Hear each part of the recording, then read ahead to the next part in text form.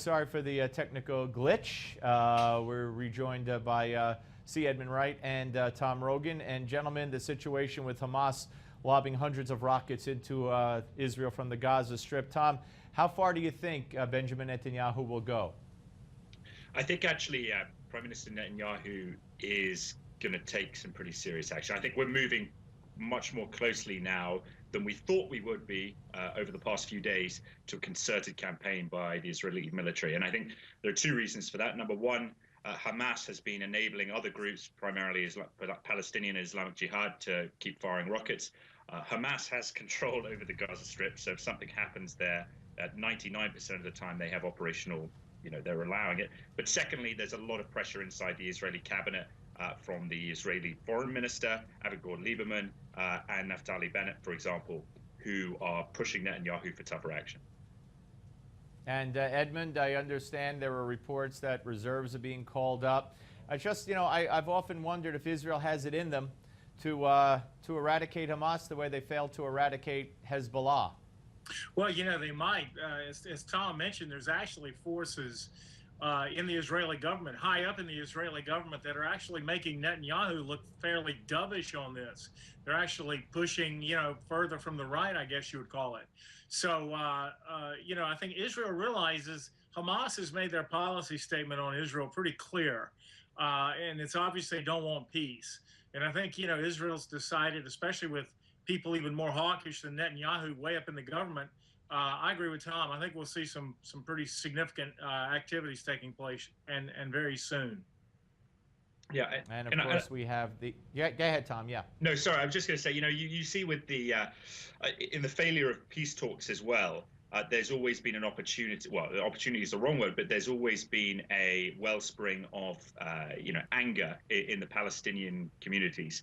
Now, what Hamas is doing in terms of the rockets is just Hamas standard fare in terms of trying to, annihilate Israel. But I think there's a potential again for another a third intifada. And on the Israeli side, it's a simple national security point of view. They cannot allow rockets to be fired into their territory without answer. It's just a simple question of national defense. I think. And you.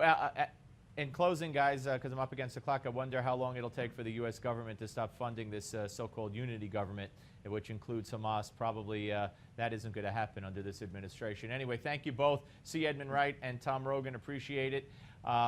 Very, very dire situation there, folks. All right, we'll be back with the communications director for the RNC, Sean Spicer. But first, this hour's American Moment takes a look at the drafting of the Camp David Peace Accords. Little peace since the beginnings of recorded history.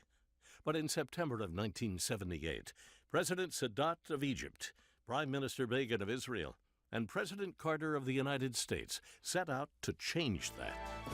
Initiated by the Egyptian leader's proclamation that he would be willing to travel anywhere, even Jerusalem, to seek peace, President Carter persuaded the two former enemies to meet with him at Camp David to seek a lasting peace. On the 17th of September, 1978, the Camp David Accords were signed, returning the Sinai to Egypt and creating a framework by which Palestinians could have autonomous and self-governing control over the West Bank and Gaza. During the announcement, President Carter was clear more work needed to be done.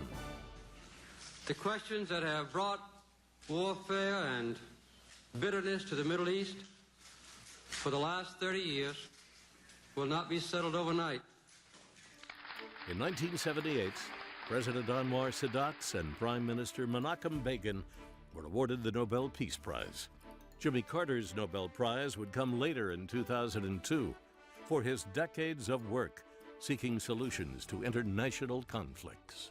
You're watching An American Moment on Newsmax TV.